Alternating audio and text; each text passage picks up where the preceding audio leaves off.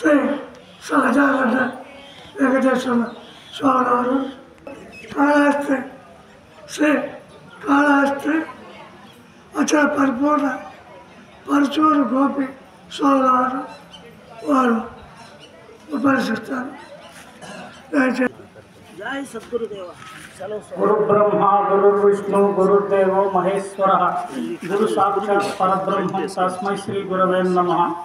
నిత్యదైవ సభకు గురు సమానులు అమలాంబ సమేత శ్రీ అమలానంద స్వాముల వారికి, మద్గురుదేవులు మా గురువు గారు శ్రీకాళహస్తి నిర్మలానంద గరిక వెంకట సుబ్బయ్య స్వాముల వారికి, ఈ యొక్క కార్యక్రమానికి విచ్చేసినటువంటి గురువులకు, గురుపుత్రులకు, గురు పెద్దలకు అందరికీ, గురు స్థలమునకు అందరికీ ద్వాదశి ప్రణామాలు అర్పించుకుంటూ, ముఖ్యంగా ఈరోజు బాహ్యంగా విశేషమైన రోజు ఏమంటే హనుమంతుల వారు పుట్టినరోజని ఇక్కడ అహ్మదార్యుల వారి వార్షికారాధన కార్యక్రమం అని రెండు వచ్చేది. ఈ యొక్క స్థలానికి 17 సంవత్సరములుగా నేను వస్తున్నాను. అంటే ఈ మధ్యలో ఒక 2-3 సంవత్సరాలు కొంచెం అనివార్య కారణాల వల్ల రాలేకపోయాను. మరి ఈ సంవత్సరం స్వామిని దర్శించుకోవాలనేసే మా కార్యక్రమానికి శ్రీకాళహస్తికి అయ్యగారు 2 పర్యాయాలు వచ్చి మమ్మల్ని తరింపజేస్తున్నారు. ఎందుకంటే ఈ యొక్క ఆశ్రమానికి మా పీఠానికి దగ్గర సంబంధం.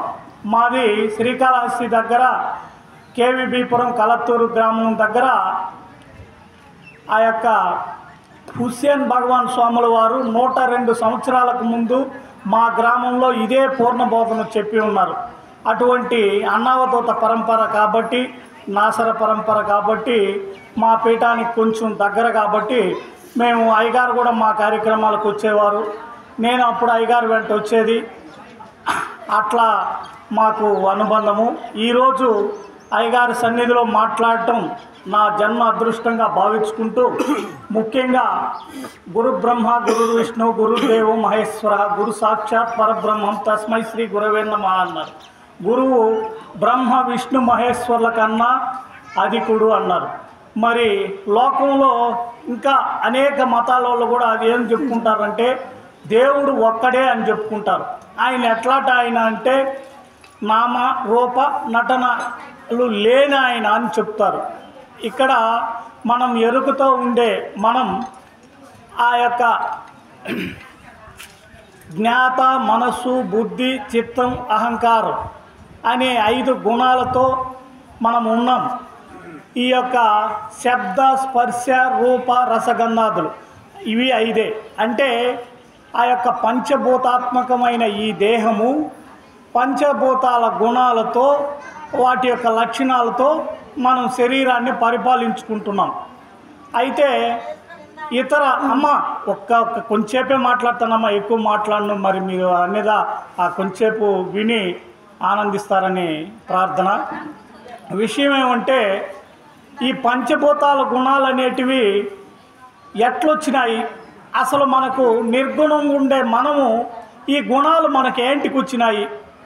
ఇప్పుడు అన్ని జీవరాశులకి గురువు అవసరం లేదు. ఒక మానవుడికి ఒక్కడికే, జ్ఞానంతో ఉండే మానవుడికి ఒక్కడికే గురువు అవసరం వచ్చింది. ఎందుకంటే లోకంలో వాళ్ళు భక్తి కోసం పూజలని, వ్రతాలని, జపాలని అన్నీ చేసుకుంటున్నారు.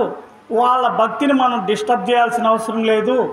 ఎవరైతే నిజంగా ముముక్షువులు అన్నారు పెద్దలు, ఇందాకటి నుంచి కూడా ఉపన్యాసాల్లో చెప్పారు. ముముక్షువులు అంటే మనం జరుపుతుంటే ఇప్పుడు మనకు 3 నిమిషాలకు ఒక సంకల్పం, 3 నిమిషాలకు ఒక సంకల్పం, 1.5 నిమిషానికి ఒక సంకల్పం నిర్వీర్యం అవుతూ ఈ విధంగా అనేక రకాలైన సంకల్పాలు పుడుతూ ఉంటాయి, పోతూ ఉంటాయి. ఈ యొక్క